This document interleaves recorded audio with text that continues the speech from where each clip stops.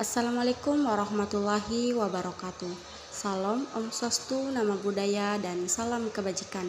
Baik, perkenalkan nama saya Nur Wahida dengan NIM 220404502036 dari kelas BK2D dari program studi bimbingan dan konseling jurusan Psikologi Pendidikan dan Bimbingan Fakultas Ilmu Pendidikan Universitas Negeri Makassar.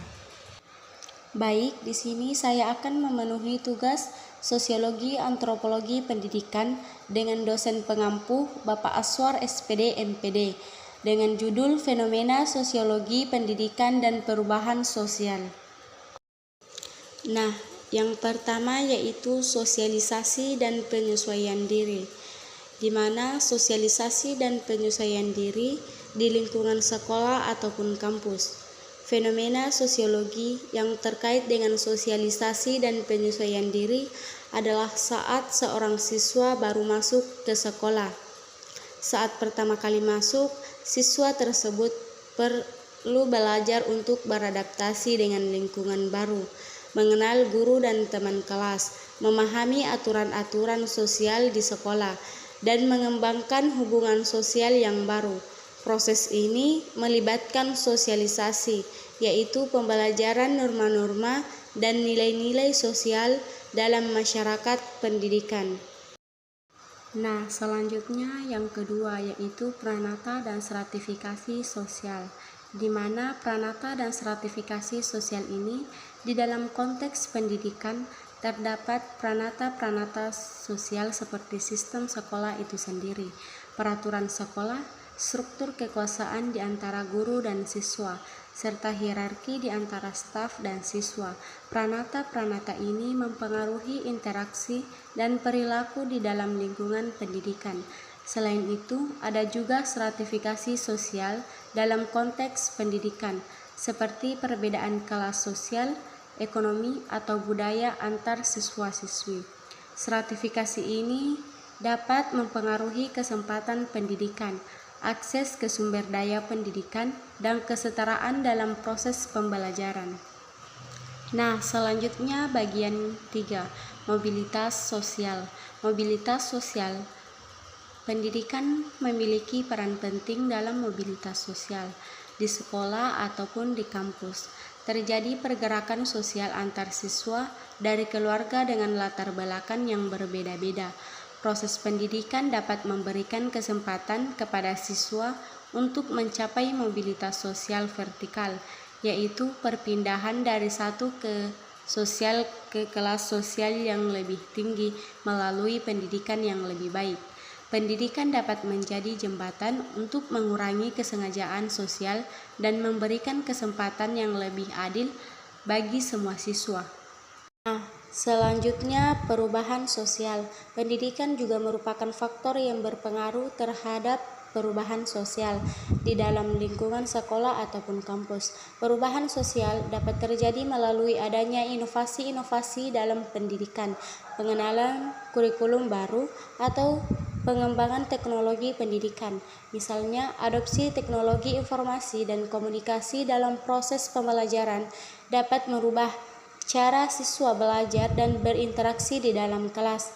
Selain itu, perubahan sosial juga dapat terjadi melalui pembelajaran dan pemahaman siswa tentang isu-isu sosial yang relevan seperti kesetaraan gender, keberlanjutan lingkungan, atau keadilan sosial.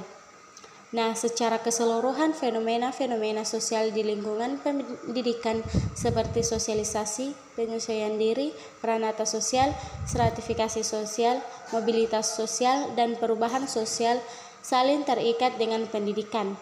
Pendidikan dapat berperan sebagai agen sosialisasi, mempengaruhi struktur sosial dan kesempatan, serta menjadi motor perubahan sosial yang positif. Nah, selanjutnya kebudayaan dan transmisi budaya. Kebudayaan. Di lingkungan sekolah atau kampus terdapat fenomena-fenomena kebudayaan yang dapat diamati. Ini termasuk norma-norma sosial yang ada di sekolah, nilai-nilai yang dianut oleh masyarakat pendidikan, bahasa dan komunikasi yang digunakan di dalam kelas, serta tradisi dan ritual yang berkaitan dengan pendidikan.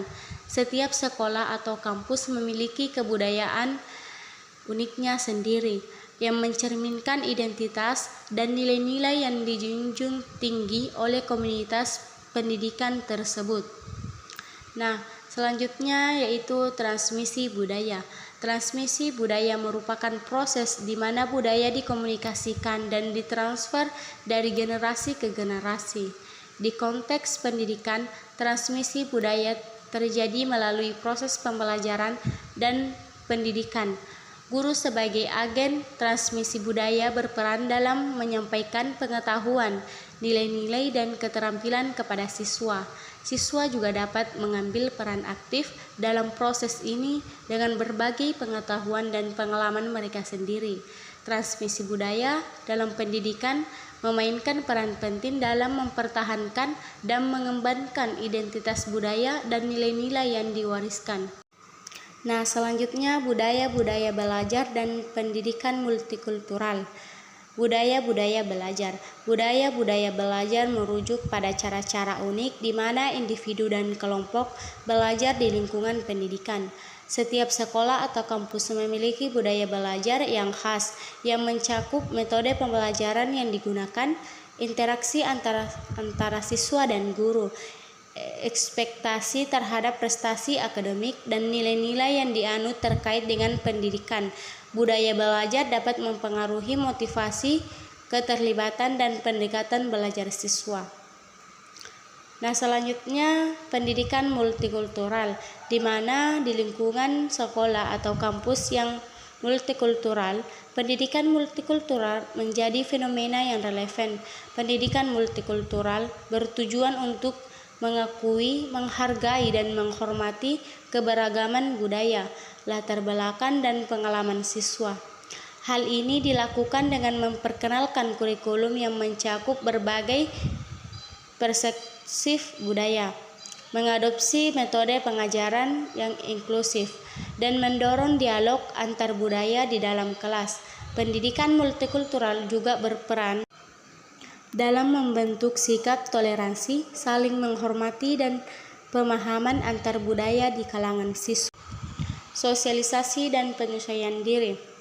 Sosialisasi dan penyesuaian diri. Konsep pendidikan ideal mendorong terjadinya sosialisasi yang inklusif, di mana siswa-siswi baru dapat dengan mudah beradaptasi dengan lingkungan sekolah atau kampus.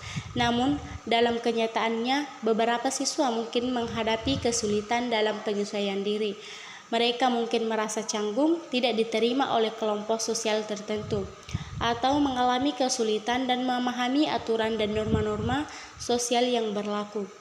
Gap ini menunjukkan perlunya lebih banyak dukungan dan bimbingan dari pihak sekolah atau kampus untuk memastikan sosialisasi yang lebih efektif dan inklusif. Selanjutnya, peranata dan stratifikasi sosial. Peranata dan stratifikasi sosial.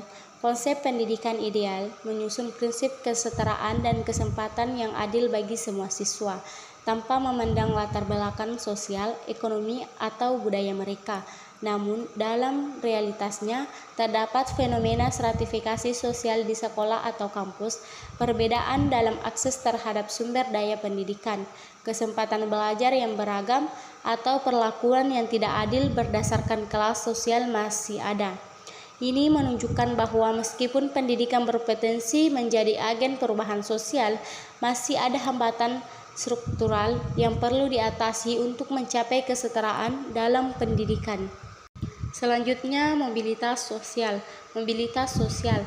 Konsep pendidikan ideal menekankan pentingnya pendidikan dalam mencapai mobilitas sosial yang lebih baik. Namun, dalam kenyataannya, mobilitas sosial masih menjadi tantangan bagi beberapa siswa. Faktor-faktor seperti ketimpangan dalam akses ke pendidikan berkualitas, perbedaan kualitas pendidikan antar sekolah-sekolah, atau peran stratifikasi sosial dalam menentukan kesempatan masih membatasi potensi mobilitas sosial yang adil. Gap ini menunjukkan perlunya upaya lebih lanjut untuk meningkatkan aksesibilitas dan kesetaraan dalam pendidikan agar mobilitas sosial dapat diwujudkan. Nah, selanjutnya yang terakhir yaitu perubahan sosial. Perubahan sosial. Konsep pendidikan ideal mencakup peran penting dalam menciptakan perubahan sosial yang positif, baik di dalam maupun di luar lingkungan pendidikan. Namun, di beberapa kasus perubahan sosial yang diharapkan mungkin belum sepenuhnya terwujud. Proses pendidikan masih terkadang cenderung mempertahankan status quo dan kurang mendorong siswa untuk mengkritis norma-norma sosial yang ada. Hal ini dapat menghambat perkembangan sikap kritis dan kreativitas siswa dalam merespon perubahan sosial. Terima kasih dan sampai jumpa. Wassalamualaikum warahmatullahi wabarakatuh.